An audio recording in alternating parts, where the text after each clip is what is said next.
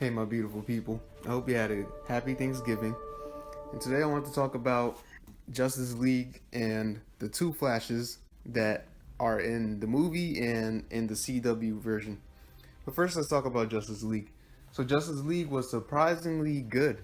It was very entertaining to me, and I enjoyed it. I enjoyed every minute of it, honestly. I enjoyed it more than I enjoyed Thor, which is kind of crazy because I follow Marvel more, and I do like Marvel more, especially movie wise. But this movie was really, really good. It was really actiony. There's a lot of action. The only complaint I really have is that it was a rushed product overall. It was very rushed. Like the main characters didn't have their shine. The main characters didn't have their introduction. So there were some plot holes, like who is this guy? What does he really do? You know what I mean? Because there hasn't been a movie for them, and that's where they kind of fail as a movie business because they rushed all their characters and they trying to keep up with Marvel. But if they were to release the movies separately, before Justice League were to come out, I think it would be way better than what this product led up to be. But as I said, it was very entertaining. No lie, it really was, and I think you should watch it. So a lot of critics are putting it down, of course, but I think you should watch it anyway. If you like superhero movies, you should watch this movie. I mean, you might have the same complaint as me, but it's really not bad. It's really not a bad movie. I mean, it's not as good as Wonder Woman, but it's really not that bad. But I wanted to talk about mainly two Flashes from the DC and the CW universes. The movie and the TV one. I've been following and been watching the CW version for a long time. I've been up to date. I haven't missed one episode yet. I just wanted to compare because I really did watch the movie for Flash because I really love the Flash. He's probably my favorite DC character. So let's start with the suit first. What would you expect? The DC version is way better. The DC version blows the CW version and leaves it in the dust. The reason being is because the CW version, it doesn't have the budget that the DC movie version does. And I mean, the CW suit, I do like it. It does look better than the previous versions. Don't get me wrong. But it just doesn't look as good because it looks worse. It looks worse when you watch the movie, you'll notice how bad this suit looks. It's really not going to stop me from watching it. And I just really want to see the movie version get a different suit, get like a more updated suit, because the suit in the movie, it was pretty homemade. You could tell that it was really homemade, that Barry made this himself, and I'm glad to see that, of course. So I know that eventually he will have a better suit, especially in the solo movie and in the Justice League 2 movie. I do love both suits. I do. But the movie version does take the cake, and there should really be no argument against it. But if that's your opinion, I do not want to bash your opinion. Next, I want to talk about the actors. Okay, so the actors are completely different. The Grant Gustin Flash, which is the CW version, is very serious. He's a way more serious Flash than the movie version is, Ezra Miller. And I mean, I don't mind that. I really don't. I've been reading some comics from the Flash. I can't say that I've read every single comic, but I do like dabbling into the comics. And I would say that the Grant Gustin Flash definitely matches up more to the comic version. The Ezra Miller version is pretty good too.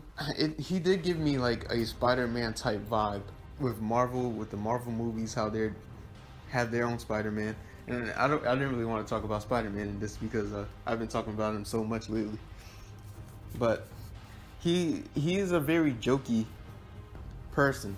he had some comedy relief in there, and I could see why. Because I mean, if he wasn't in the movie, or if Grant Gustin was in the movie, it wouldn't have those funny moments.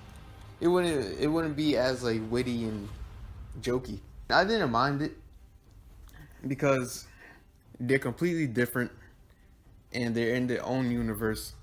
So it didn't extremely bother me. But he did give me like that loner type vibe, like how Spider-Man would be. I can see what they're doing with that, because they did want to differentiate between the two versions.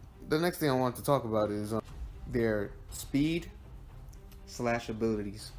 Now the movie version, he is a rookie. He even said it himself that he hasn't fought anybody, that he just pushes people and runs away. Once I heard that, I was like, okay, I understand that he isn't as good as the Grant Gustin Flash, because Grant Gustin has been around for a while. The Ezra Miller Flash, I can definitely see him being way better than the Grant Gustin Flash down the road. The reason I say this is because Ezra Miller, I think his Flash is definitely way faster, in my opinion. I think he is way faster. Just the way they show him move and slow down time, that could be all up to you, all up to your opinion. But the one thing I noticed is that it's pretty blatantly out there that they wanted the Flash to mess up in this movie. They wanted him to mess up, and he was messing up constantly. He was tripping over his feet. He was running really clumsily. Like, he wasn't running like how a normal person would run. He was running crazy. His legs were just all over the place when he was running. Once I saw that, I knew that eventually he will start running how the Flash should run, and he will start running way faster than Grant Gustin will ever run. I believe so. I already believe that he is way faster than Grant Gustin right now. They want to really emphasize that he's a newbie, that he's just in the game. And he was very scared. He wasn't confident at all. Like, when Grant Gustin first was the Flash, when he first got his powers, he was confident. Like, honestly, he was really confident. Compared to this Flash, he was scared. He didn't want to do nothing. So, I just really want to see his character development. I'm not gonna, like, bash him for, tripping over his feet all the time. I'm not gonna bash him for being a whole different Flash. I'm not gonna bash him for, messing up and not being confident, because I want to see his character growth. I want to see how far he progresses through DC's movies. I want to see him as be the Flash that we all want him to be. Grant Gustin will always be there as long as the TV version keeps going. He'll always be there.